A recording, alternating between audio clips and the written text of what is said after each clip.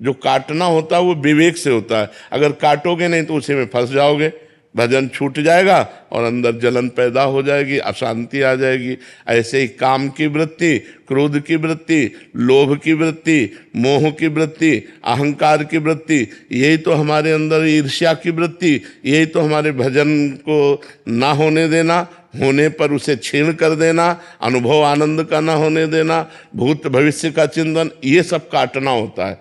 हम जब बैठे तो शांत होकर बैठे, हमारा मन जा रहा है उसे हमें काटना पड़ेगा, नहीं नहीं, हटाओ, बिल्कुल हटाओ, राधा राधा राधा, बार बार उसे काटो तो शांत होता जाएगा। अगर उसमें आप चिपकावपन कर लिए, किसी में अच्छा किसी में बुरा, तो वही राग द्वेष बनकर आपके हृदय को बांध देगा, भजन नहीं होने देगा। इसलिए विवेक के द्वारा हम भजन करें, विवेक के द्वारा हमारी हुई वृत्तियों को नष्ट करें। नष्ट कैसे हो जाता है? बिल्कुल ना अच्छा मानो ना बुरा मानो, नष्ट हो जाएगा। क्योंकि नाम चल रहा है ना, हम नाम जप करते रहे, अच्छा बुरा की तरफ ध्यान ही ना दें, वो वृत्ति नष्ट हो जाएगी। अल्पना अवस्थी जी, नोएडा से। राधे राधे। राधे राधे महाराज जी। महाराज जी, सबसे पहले तो मैं आपको प्रणाम करती हूँ। महाराज जी, इनका सवाल है कि मैं हर किसी के दर्द और खुशी में रहती हूँ, अपना हर काम भूलकर उनका साथ देती हूँ, पर मेरे आसपास के लोग ही मेरे दुख का कारण बन जाते हैं और कोई भी दुख वैसे हम बताएं,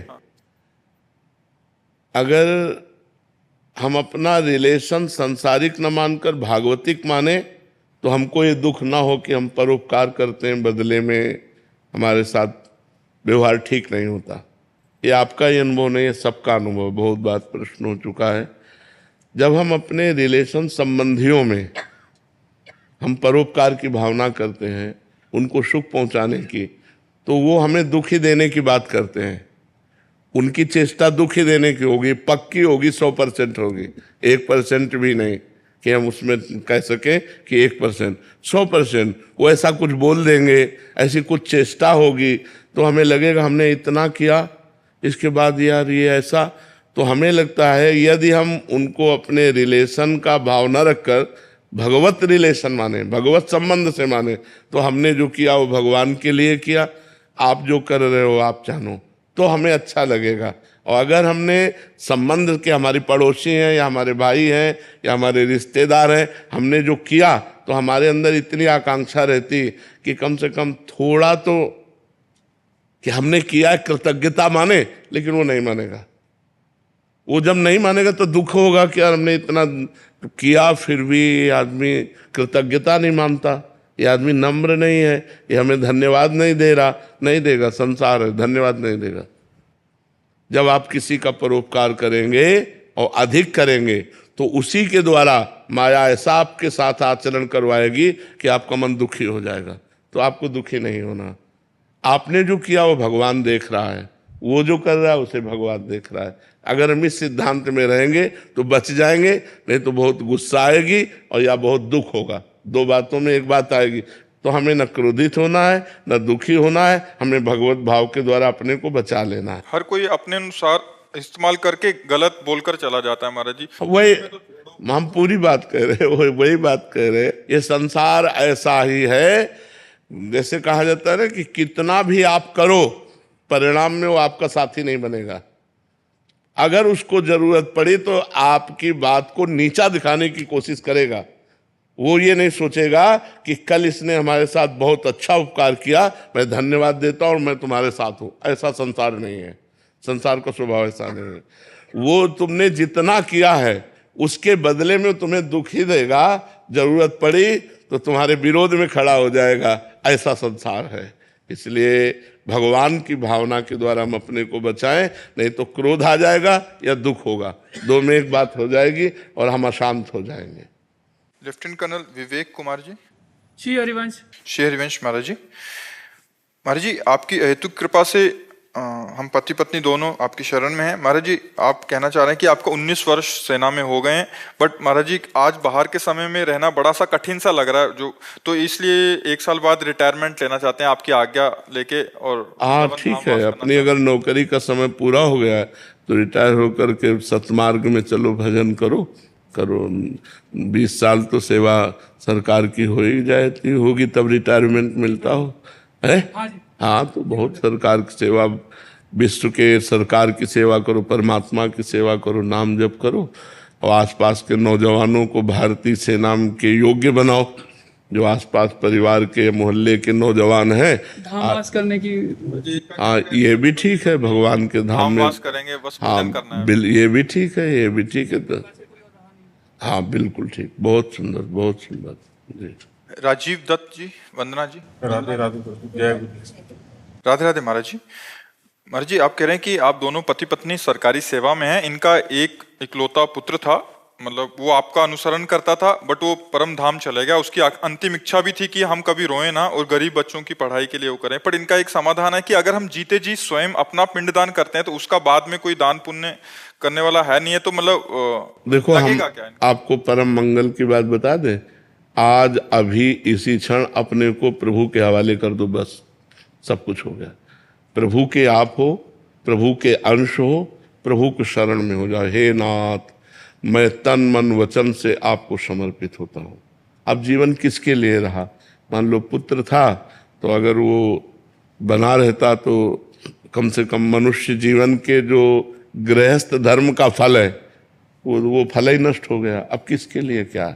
तो जो बन जाए परोपकार कर दो, नहीं अपने आप को भगवान के हवाले करके नाम जप करो और अब कल्याण कर लो, जिससे पुत्र का भी मंगल हो जाएगा और आपका भी मंगल हो जाएगा। खूब नाम जप करो, अपने पुत्र को भी दीजिए, औरों को भी दीजिए और खुद अपने जीवन को सफल कीजिए। और जो अर्थ हो तो बीमार या बच्चों आदि की जो भी सेवा में लगे लगा दो और अपने को भगवान के चरणों में समर्पित कर दो, तो पिंड दान करने की जरूरत नहीं पड़ेगी, क्योंकि हमने पिंड को ही दान कर दिया, अपने पिंड को ही भगवान को दे दिया, तन मन प्राण सब कुछ भगवान के हवाले कर दिए, तो हमारे पिंडदान की आवश्यकता नहीं, क्योंकि वो भगवान को समर्पित हो गया जी। अर्जुन पांडे जी, उज्जैन से। राधे राधे महाराज। राधे राधे महाराज जी। महाराज जी, आत्म प्रेम कैसे हो? जब हम ये 5 बातें जीवन में उतारते हैं तो संसारिकता का, देहात्म भाव का नाश होकर परमात्म भाव में हमारी स्थिति होती है। पहला, वेदो नित्यम अधीयताम, वेद का, शास्त्रों का नित्य हम अध्ययन करें, क्योंकि शास्त्र स्वाध्याय से हमें ज्ञान प्राप्त होता है। ब्रह्म ऋषियों के अनुभव है, भगवान की वाणी है, तो वेदों का और शास्त्रों का, पुराणों का रोज स्वाध्याय करना चाहिए नियम से। किसी न किसी ग्रंथ को आद्योपरांत पूरा का पूरा पाठ करना चाहिए, ध्यान से करना चाहिए। क्या कह रहे हैं महात्मा जन, क्या कह रहे हैं भगवान, क्या कह रहे हैं ब्रह्म ऋषि जन, तो हमारी बुद्धि पकड़ती है उसको। वेदो नित्यम अधीयताम, संगा सत्सु विधीयताम, महापुरुषों का संग करना चाहिए।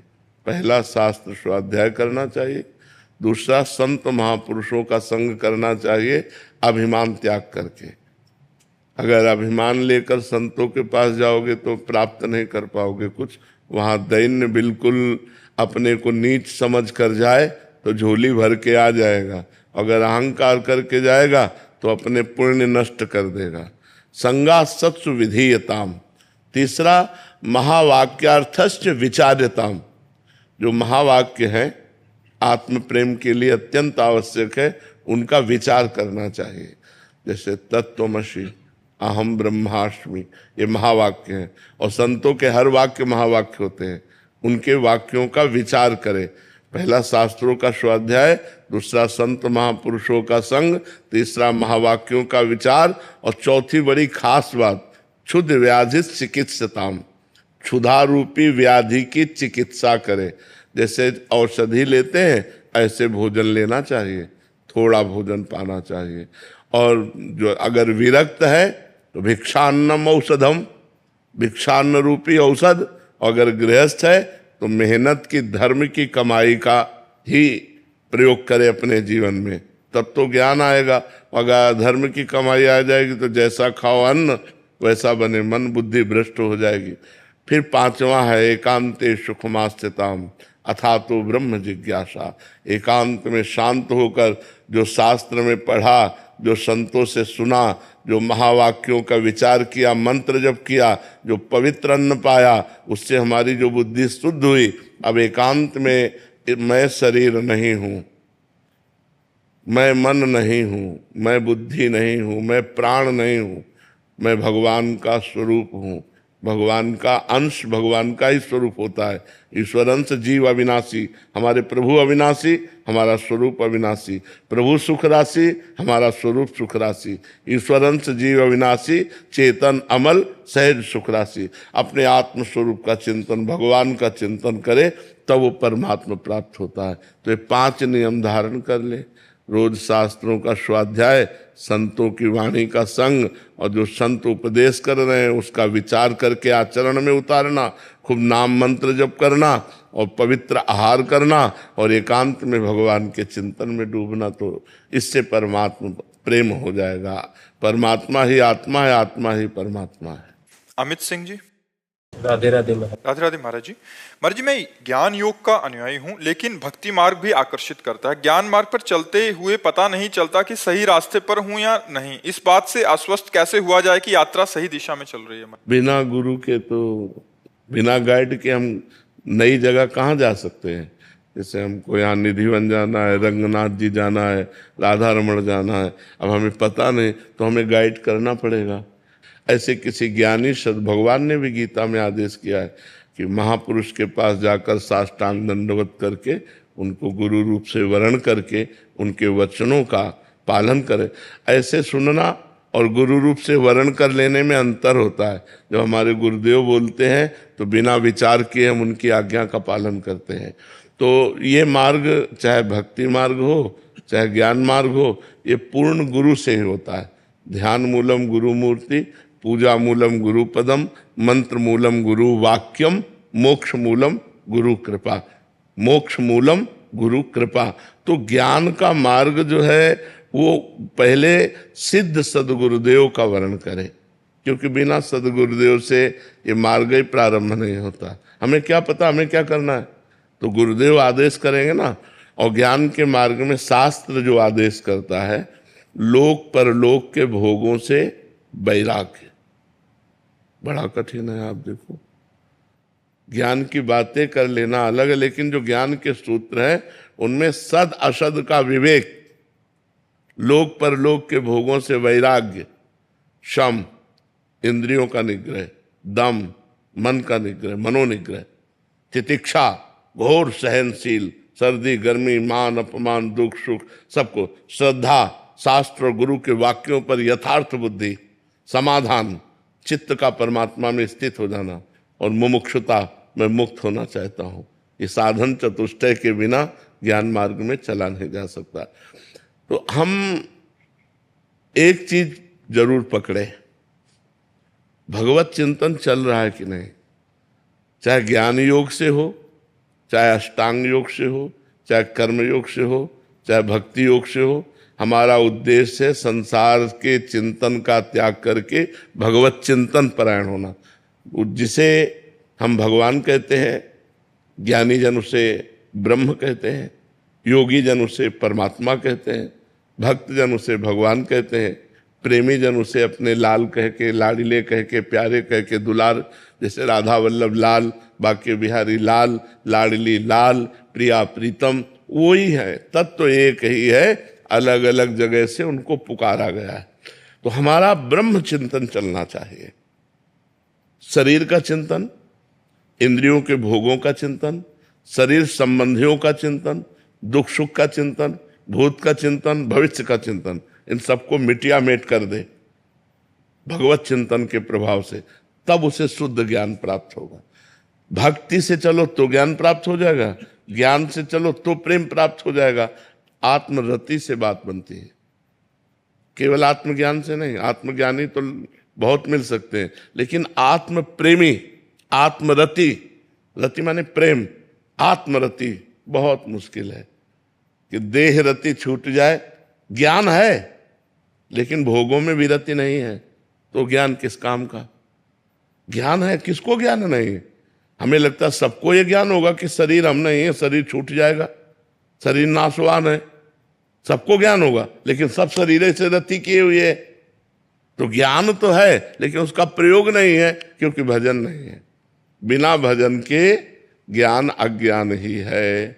गोस्वामी तुलसीदास जी कह रहे हैं कि जोग कुजोग ज्ञान अज्ञानु जहाँ नहीं राम प्रेम परधानु। जहाँ भगवान का प्रेम नहीं है, नाम जप नहीं है, भजन नहीं है, वहां जोग कुजोग है और ज्ञान अज्ञान है। सो सब कर्म धर्म जरि जाऊ जहाँ न राम पद पंकज भाव। भगवान के चरणों में यदि भाव नहीं, वो सब धर्म कर्म में आग लगे। तो हमें लगता है कि नाम जप यदि हम भगवान का करें तो इससे हमारा ज्ञान भी पुष्ट हो जाएगा और प्रेम भी प्राप्त हो जाएगा। और अभी कुछ नहीं हुआ, न ज्ञान न प्रेम, और हम राम हरि राधा बोले, हमारे प्राण निकल गए, तो हमें भगवत प्राप्ति हो जाएगी। इसमें धोखा नहीं है। और ज्ञान, केवल ज्ञान पकड़ोगे बात तो कि ज्ञान के पंथ कृपान के धारा और परत खगेश लगे नहीं, वह कोई पकड़ने वाला नहीं। और भक्ति को लेके चलोगे तो करो सदा तिनके रखवारी जिम बालक राखे महतारी। भगवान अपने भक्तों की रक्षा करते हैं और भक्तों में विशुद्ध ज्ञान होता है।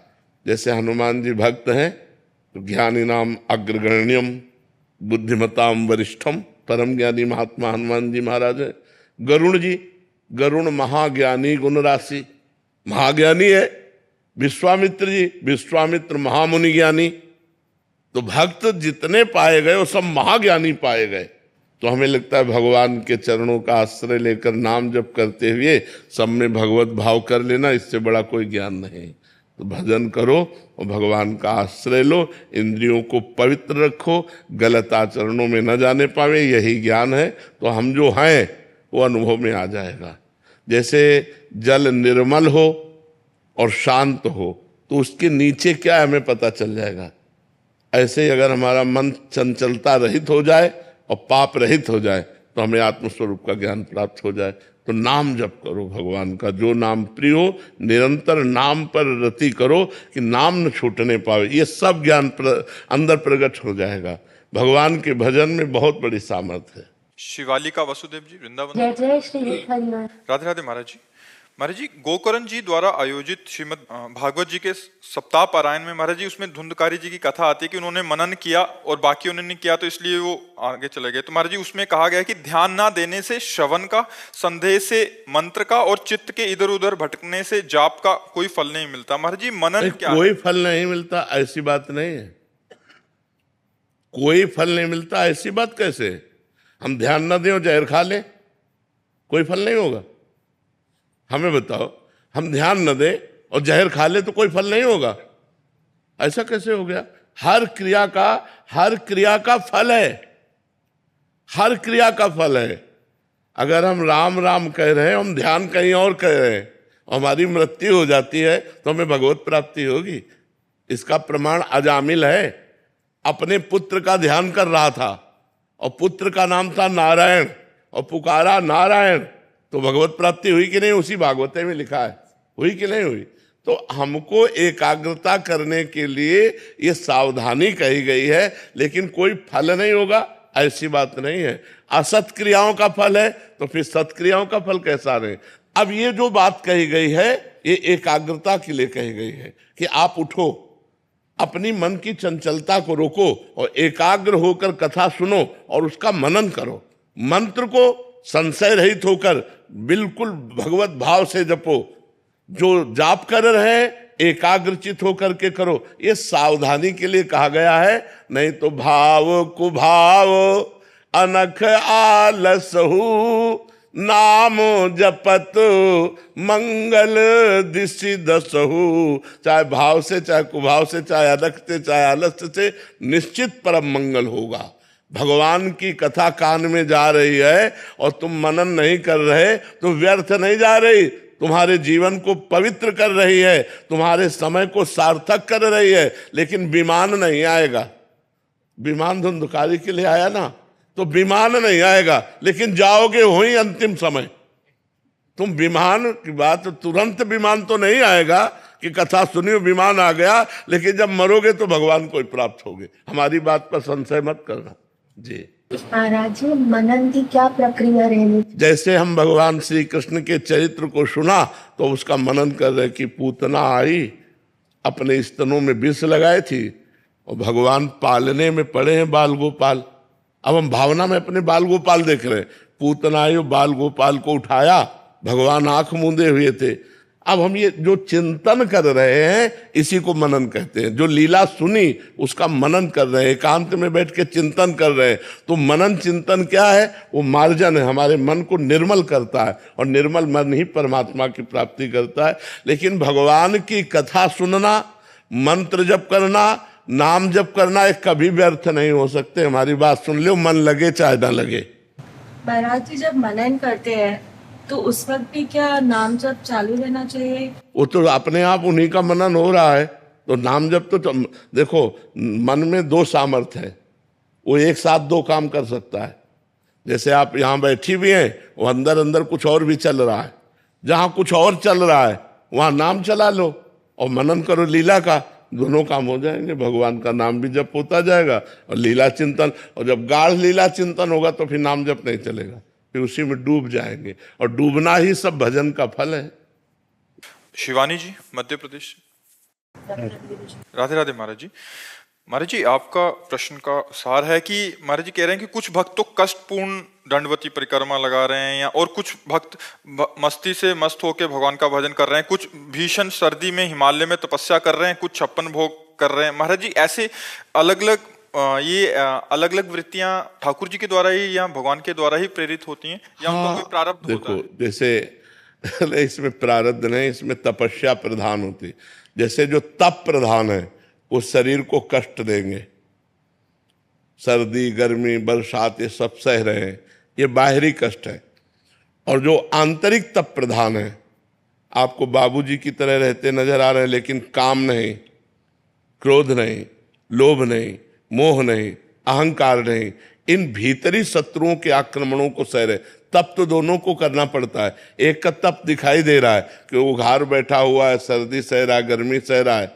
तो एक है चक्रवर्ती सम्राट महान भक्त अम्बरीश जी, और दुर्वासा जी क्रोधित होकर कृत्या प्रकट कर रहे हैं लेकिन वो ऐसे ही खड़े।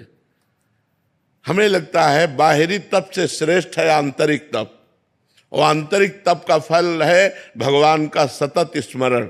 और जिसका भगवान का सतत स्मरण हो रहा है तो उसकी स्थिति रहती है, महलों में राखो चाहे झोपड़ी में बास दो, आपकी जैसी रुचि हो, जोई जोई प्यारो करे सोई मोहि भावे। जैसे रखो, शरीर के रहने से उसको कोई फर्क नहीं पड़ता, उसका मन राखो जहां कृपा निधाना। बाहरी तप का फिर फल क्या है? तपलोक बना हुआ है ना भाई, स्वर्गलोक, महरलोक, जनलोक, तपलोक और सत्यलोक। तो तपस्या करो तो तपलोक जाओ, और प्रेम से भगवान का भजन कर रहे हो तो भगवान के धाम जाओ जो सबसे ऊपर है। तो अलग अलग भावनाएं हैं, कोई तप प्रधान है, कोई अष्टांग योग प्रधान है, कोई भाव प्रधान है, कोई प्रेम प्रधान है, कोई कर्म प्रधान है। तो सबके लिए भगवान ने अलग अलग साधन रखते, कर्म योग, अष्टांग योग, ज्ञान योग, भक्ति योग अलग अलग रख दिया है। जो जैसे स्वभाव वाला है वो वैसे। जैसे कुछ संतों की रहनी है दिगंबर, कुछ संतों की रहनी तपमय, और कुछ संत आपको राजा महाराजाओं की तरह दिखाई देंगे, लेकिन अंदर की स्थिति का भाव समझ पाना बड़ा कठिन है। हो सकता है हिमालय में बैठे हुए तप करने वाले की जो आंतरिक स्थिति है उससे ज्यादा स्थिति उस महापुरुष की हो। जैसे श्री सुखदेव जी लंगोटी भी नहीं पहनते थे और जनक जी सिंहासन पर बैठते थे, लेकिन सुखदेव जी के गुरु जी जनक जी हैं। ज्ञानियों में सर्वश्रेष्ठ परम ज्ञानी महात्मा जनक जी राजा है, और श्री सुखदेव जी के शरीर में एक लंगोटी भी नहीं है। इतना विरक्त महापुरुष एक राजा का शिष्य बनता है, परम ज्ञानी जनक जी। तो इससे तारतम्य नहीं लगाया जा सकता कि श्रेष्ठ कौन है। महाराज जी, फिर कर्म बड़ा है या धर्म? धर्म से ही कर्म जो किया जाता है वो बड़ा होता है। अगर केवल कर्म की बात करो और धर्म नहीं लोगे तो अधर्म हो जाएगा। धर्म से युक्त कर्म किया जाए वो बड़ा है। धर्म से युक्त आपका जो धर्म है उसके अनुसार कर्म कीजिए। जैसे अपनी पत्नी को तो वो धर्म है, और दूसरी माता बहन को वो अधर्म हो जाएगा। कर्म एक ही है, लेकिन ये धर्म से युक्त था और वो अधर्म से युक्त हो गया। तो जो धर्म से युक्त कर्म है वही वास्तविक कर्म है, और जो धर्म से युक्त नहीं वो अधर्म है, वो कुकर्म है, वो अधर्म है। सुनील शर्मा जी राजस्थान से। जी, नमस्कार। राधे राधे महाराज जी। महाराज जी, आपकी कृपा से हमारे शहर में नित्य प्रभात फेरी व घर घर जाकर श्री राधा नाम संकीर्तन करते हैं महाराज जी। महाराज जी, इनका एक दो प्रश्न है महाराज जी। जैसे घर घर जाकर नाम संकीर्तन करते हैं तो उसमें क्या क्या सावधानी रखनी चाहिए? पहली सावधानी रखनी चाहिए कि भेंट नहीं लेना चाहिए। दूसरी सावधानी ये रखनी चाहिए कि कहीं हमारा किसी माता बहन के प्रति गलत भाव ना हो जाए। और तीसरी सावधानी ये रखनी चाहिए कि सब में भगवत भाव करना चाहिए। बस इतने से हो जाएगा। वो अगर भोजन पवा देते हैं तो पा लेना चाहिए, प्रसाद दे देते हैं तो ले लेना, क्योंकि भोजन प्रसाद ठाकुर जी को भोग लगा के अगर हमें देते हैं तो हम ले लेते हैं, उसे पा लेते हैं। अगर वो नहीं तो हमें फिर वहाँ कुछ नहीं लेना चाहिए। भोजन के लिए ना जी, वैसे हमने आपकी कृपा से मना ही कर रखी है जी। हाँ तो अच्छा है, पर अगर प्रसाद दे तो अपमान न करे। तिनका प्रसाद। हाँ बिल्कुल, बहुत सुंदर, बहुत सुंदर। ये तो और निष्कामता उत्तम बात है, बहुत सुंदर बात है। भगवान के नाम कीर्तन से समस्त जगत को पावन करने की सामर्थ्य प्रकट हो जाती। नाम संकीर्तनम यस्य सर्वपाप प्रणाशनम, प्रणामो दुख शमनम तम नमामि हरिम परम। भगवान को प्रणाम करना, भगवान का नाम कीर्तन करना, ये सब जगत मंगल के लिए। आपका मंगल तो होगा ही, हजारों का और मंगल होगा। जो प्रभात फेरी है ना, सुबह सुबह सबके कानों में राधा वल्लभ नाम, हरिवंश नाम, राधा नाम पड़ता है, हर जीव का मंगल होता है और उसका पुण्य आपको प्राप्त होता है। क्योंकि सैकड़ों लोगों के कानों में नाम पहुंचा, उनके पाप नष्ट हुए, तो आपका जरूर मंगल। बहुत उत्तम बात जी। इनके एक दो और समाधान थे कि घर परिवार में अगर किसी की मृत्यु हो जाती है तो प्रभात फेरी में जा सकता है? बिल्कुल, प्रभात फेरी जा, बिल्कुल नाम कीर्तन करना चाहिए। इसमें कोई कथा कीर्तन तो और किया जाता है। जब कोई पधार जाता है तो भगवान की, जैसे गरुड़ पुराण की कथा है, नाम कीर्तन ये तो किया ही जाता है। तो नाम कीर्तन और प्रभात फेरी कभी नहीं रोकनी चाहिए, कोई भी पधार जाए, इसमें कोई फर्क नहीं। महाराज जी, क्या माताएं बहनें मासिक धर्म के दिनों में प्रभात फेरी में जा सकती? प्रभात फेरी में जा सकती हैं, नाम कीर्तन कर सकती हैं, बस तुलसी की माला नहीं चला सकती, ग्रंथ नहीं छू सकती, रसोई नहीं बना सकती, ठाकुर सेवा नहीं कर सकती। और बकाया नाम जप कर सकती हैं, जो पद याद है वो गा सकती हैं, प्रभात फेरी में जा सकती हैं, ये सब कर सकते हैं। माजी जैसे अपने रसिक जन और दीक्षित जन है ना जी, जब कोई उत्सव होता है, जैसे हरियाली तीज हो गया, हाँ पूर्णिमा होगी जी, तो वो जब प्रसादी के लिए कहते हैं, भोजन प्रसादी के लिए, तब वहाँ पा लेना चाहिए। हम तो इसलिए पाने की बात कहते हैं कि हम जहाँ कीर्तन करने जाएंगे तो वहाँ हमारे ठाकुर जी जरूर होने चाहिए। हाँ जी, हाँ जी। मतलब उनके घर में नहीं है तो अपने छवि ले जाए, अपने ठाकुर जी विराजमान। तो अब जो हमारे ठाकुर जी को भोग लगाएगा वो भोग हम पा सकते हैं, वो भरपेट भी पा सकते हैं। अगर हमारा कोई प्रिय गुरु भाई है, कोई प्रियजन है और हमें पवाता तो हम पा लेते हैं, नाम कीर्तन करते हैं, क्योंकि ये जीवन भगवान का है। अर्थ नहीं लेते, भेंट नहीं लेते। हाँ, बहुत सुंदर, ये बहुत सुंदर कार्य है और ऐसा सबको करना चाहिए अपने अपने नगर मोहल्ले गांव में, जिससे मंगल हो। आजकल कहाँ नाम कीर्तन, कहाँ ऐसे लोग शराब पी करके गाली गलौज करके नालियों में पड़े रहते हैं, ऐसे आचरण बढ़ रहे हैं। अब नाम कीर्तन करना, भगवत चर्चा करना, है तो बहुत कठिन बात हो रही है। जी, आप तो 24 घंटे में 24 मिनट कहते हैं जी, सुबह पर बात फिर यही घंटे निकल। बिल्कुल बिल्कुल, हाँ, बहुत सुंदर, बहुत सुंदर है। अच्छा, संकीर्तन के साथ और वाद्य यंत्रों के, हाँ, बहुत सुंदर, बहुत। महेंद्र कुमार जी। राधे राधे महाराज जी। महाराज जी, सेना में सेवा करने पर हमेशा आदेश का पालन करने की आदत सी बन गई है। अब अपनी इच्छा से कार्य नहीं कर पाता, एक भय सा लगा रहता है कि पूर्ण होगा या नहीं। आत्मविश्वास महाराज जी कम हो गया, कैसे इसको मजबूत करूं? संत का आश्रय ले लो। वहाँ साहब का आश्रय लेते थे, यहाँ साहब के बंदे का आश्रय ले लो। सबसे बड़ा साहब ठाकुर है और उसके किसी संत को गुरु बना लो और उनकी आज्ञा के अनुसार चलो तो सब बात बन जाएगी। क्योंकि भरोसा गुरु चरणों का, पार वो करेंगे मोक्ष मूलम गुरु कृपा। हमें तो जो आदेश है मैं उसका पालन कर रहा हूँ। समझ में आ रही ना? ये तो बहुत अच्छी आदत है कि आज्ञा पालन करने का स्वभाव बन गया है। तो अगर गुरुदेव की आज्ञा का पालन किया जाए तो माया पर विजय प्राप्त हो जाए। तो किसी संत महापुरुष को गुरु मानकर उनकी आज्ञा के अनुसार चलो तो मंगल हो जाएगा आपका। आयुषी चौधरी जी मुंबई से। राधे राधे महाराज जी। महाराज जी, मैं आपका सत्संग सुनती हूँ, आपकी बातों को मन में बिठाकर शांति और खुशी का भी अनुभव कर रही हूँ। महाराज जी, नाम जप कर रही हूँ, पर कभी कभी बहुत ज्यादा गुस्सा आता है प्रतिकूल होने पर किसी के द्वारा। इससे बाहर निकलने, क्या नाम जप से ये सब ठीक हो जाएगा या कुछ और भी करूं? नहीं, ठीक हो जाएगा। बस हमने ये बताया कि जहां गुस्सा आवे वहां से हट जाओ, वहां ज्यादा देर टिको नहीं तो फिर गुस्सा अगर कंट्रोल ना कर पाए तो कड़वे शब्द निकालने लगेगा, फिर हमारे द्वारा गलती हो जाएगी।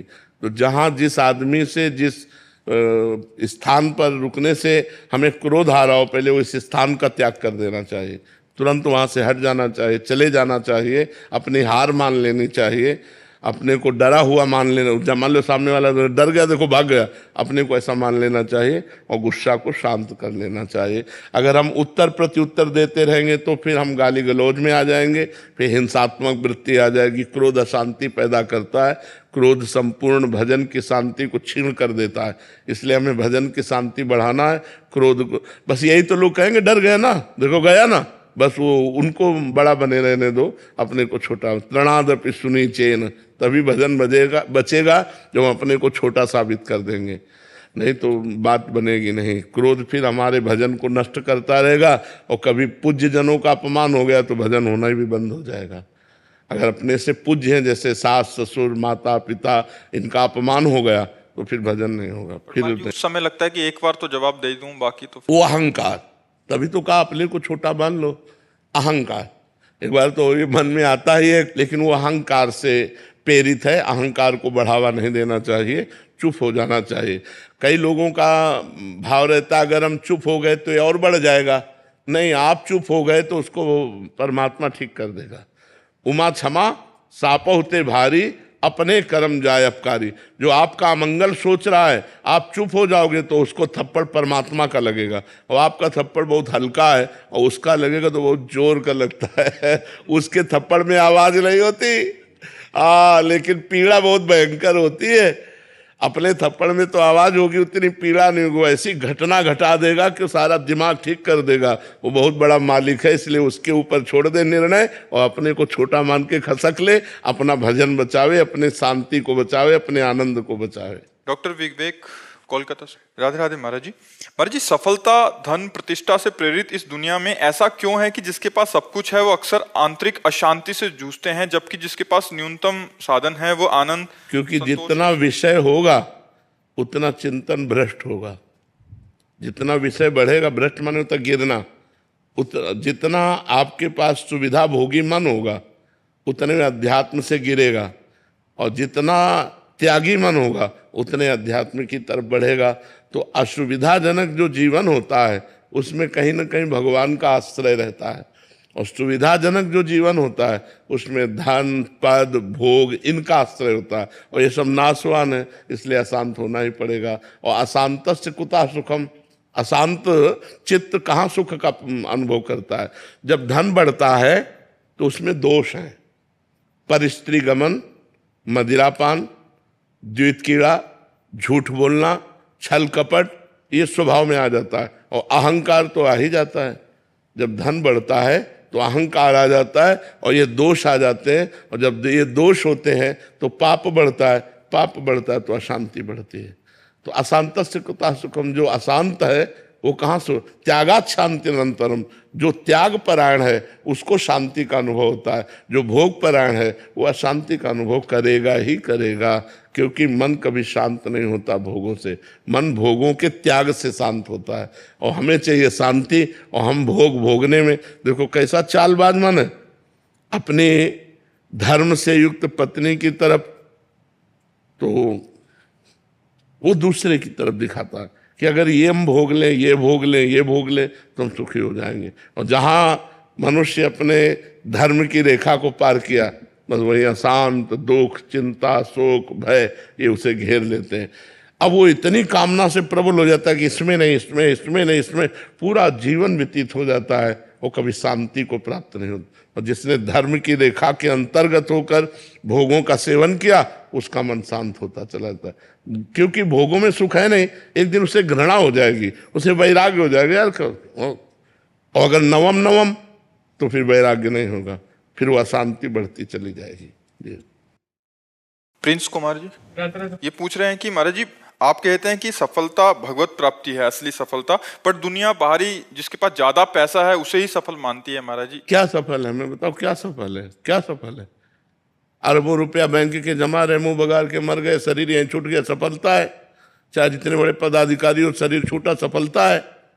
परिणाम में सफलता मानी जाए जिसे, उसे सफलता कहते हैं। तो परिणाम में बताओ क्या सफलता है धनी पुरुष की? महाराज जैसे बाहरी दुनिया हो तो इज्जत जैसे देखते हैं। मैं तो बाहरी दुनिया तो माया है, माया सफलता है कि भगवान सफलता है?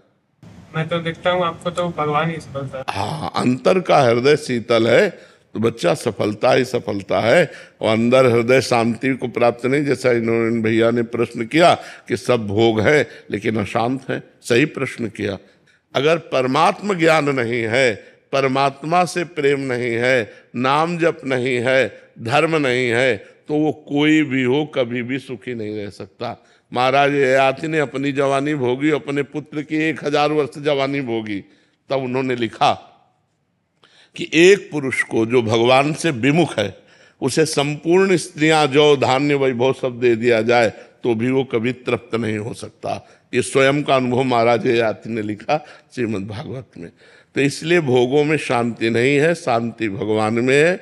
भगवान को प्राप्त करना ही सफलता है, भगवान का भजन ही सफलता है, ना कि सुख वैभव धन संपत्ति कोई नहीं। जब शरीर ही नहीं जाएगा, आप सोचो शरीर ही नहीं जाएगा तो फिर हमारी सफलता क्या रही? यहाँ की क्या सफलता रही?